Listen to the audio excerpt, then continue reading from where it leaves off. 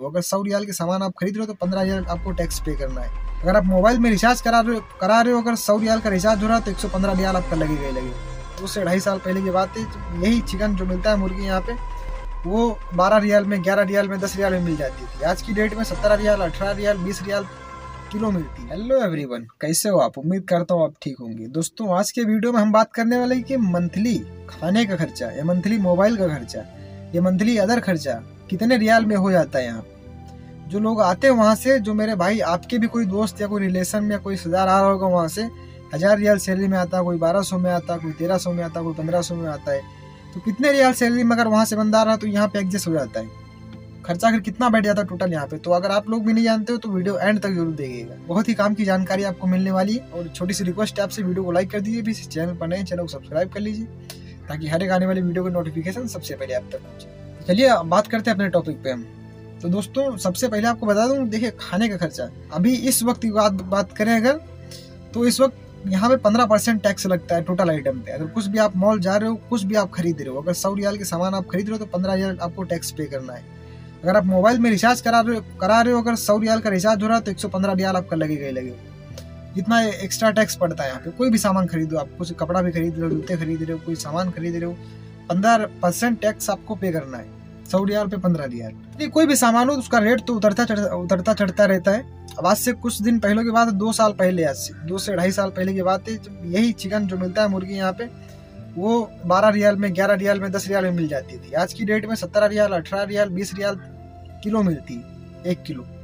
तो मतलब किलो का मतलब ये पूरी आती है, पूरी फुल मुर्गी आती है तो पैकेट में पैक होती है। तो उस हिसाब से 1 किलो रहती है, 1 किलो 200 ग्राम रहती है, तो 17 रियाल, 18 रियाल, 20 रियाल किलो तक उसका रेट होता है। उसके बाद में अगर ज़्यादा है, कम ज़्यादा है उसमें, तो उस हिसाब से रेट एडजस्ट होता है।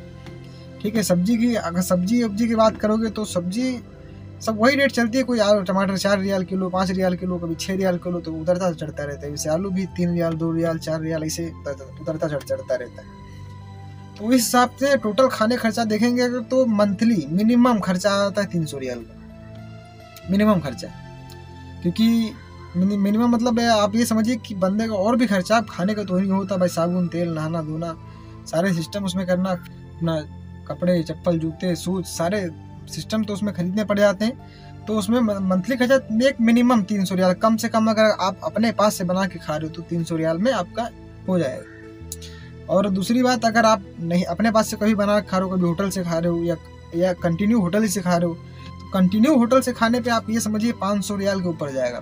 500 रियाल के ऊपर अगर कोई अच्छी ढंग की होटल, कोई अपने इंडियन होटल या कोई बंगाली होटल कोई मिल जाती है, तो अगर कहीं सऊदी होटल में बैठोगे या कोई बड़ी अच्छी होटल में बैठोगे, क्योंकि सऊदी होटल में कोई भी सऊदी होटल जो यहाँ पे होती है उनमें खाना तो बहुत ही महंगा होता है, और अगर उसमें खाओगे आप तो सैलरी तो बचना नामुमकिन ही समझो।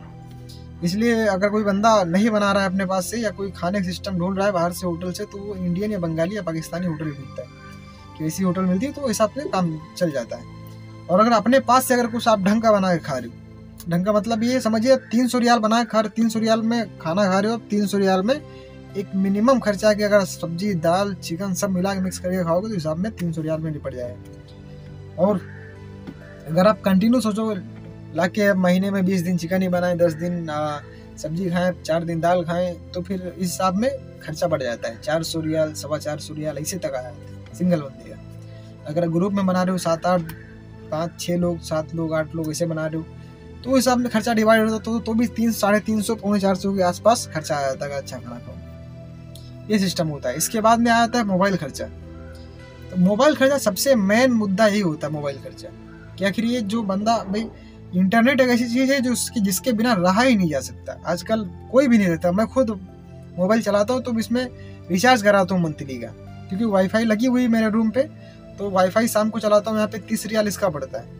अगर रिचार्ज कराना चाहो तो 10 GB डलाओ या 20 GB डलाओ, तो हिसाब में अपने हिसाब से डला सकते हो 10 GB 20 GB। जो सिम यहाँ पे मिलती है वो STC है, मोबाइली है, जैन है, लिबारा है, फ्रेंडली है, ठीक है, और रेडबुल है। तो ये इतनी सारी सिम यहाँ पे मिलती है। तो सबके जो डेटा आते हैं आप ये समझिए आसमान छूते हैं भाव से, बहुत ही महंगे डेटा आते हैं। अब STC का डेटा आप अगर देखने जाएंगे तो 5 GB 6 GB मिलता है 40 रियाल 45 रियाल में। 7 GB 8 GB 10 GB कराने जाओगे तो 60 रियाल 65 रियाल में 10 GB डाटा। आप ये समझो कि 1.5 GB जो इंडिया में आता है 239 रियाल में, तो आप महीने में 45 GB डेटा खर्चा कर देते हो। अगर 45 GB यहाँ खरीदने जाओगे तो 110 रियाल का पड़ेगा पूरा, 100 रियाल 110 रियाल का पूरे नेट। तो आप ये समझिए 100 रियाल यानी 2200 रुपये इंडिया का पड़ता है। इस हिसाब में डेटा हिसाब से मिलता है यहाँ पे। अगर अनलिमिटेड कराओगे तो मेरी ये रेड बुल की है, तो मैं अनलिमिटेड कराता हूँ इसमें, क्योंकि अभी वाईफाई हाल ही में बंद कर दिया मैं, नहीं रहता, क्योंकि अभी ये अनलिमिटेड है तो मेरे को जहाँ भी ज़रूरत होती है, मान लो वाईफाई है तो सिर्फ रूम में ही, अगर ये नेट ज़रूरत हो तो कहीं भी गया हूँ, कोई बात करना हुआ, कोई दिक्कत हुई तो अपन नेट बड़ा मोबाइल में, तो इसका 80 रियाल का रिचार्ज आता है, प्लस 12 रियाल टैक्स अलग से पड़ता है इसका।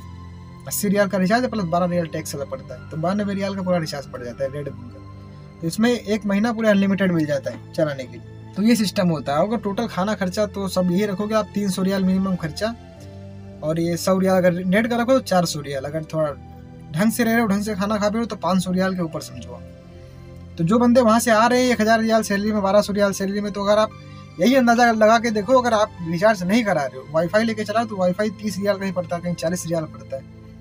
तो अगर आपका 300 350 रियाल खाने का आ जाएगा, 40-50 रियाल वाईफाई का आ जाएगा, तो कितना हो जाएगा 400 रियाल के ऊपर।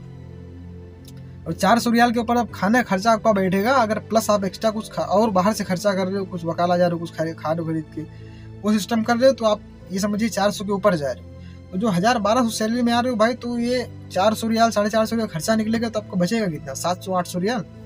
700-800 या 15-16 हज़ार इंडिया का होता है। तो फिर उस 1,00,000-1.5 लाख जब आप लगा के आओगे वहाँ पे, एजेंट को 1,20,000 दे के आओगे, तो यहाँ पे जब ये 450 रियाल खर्चा निकाल के आपका ये 800-750 बचेगा, तो 15,000 तो कवर कितने दिन में करोगे भाई? जब 15,000 बचाओगे तो कितने दिन में कवर करोगे? जब 1,00,000-1,00,000 दे के आओगे, 7-8 महीने में कवर होगा यहाँ पे। फिर तो उस हिसाब से सैलरी में आना, अगर आप अच्छा पैसा दे के आ रहे हो तो ये अंदाजा लगा के हिसाब से आना, कितना पैसा दे रहा हूँ इतनी सैलरी होगी, और इतना इसमें खाऊंगा इतना बचेगा। तो दोस्तों बस आज के लिए इतना ही। बस बहुत सारे लोगों को सवाल था कि कितना खर्चा बैठता है यहाँ पे, कितना खाने का टोटल आ जाता है।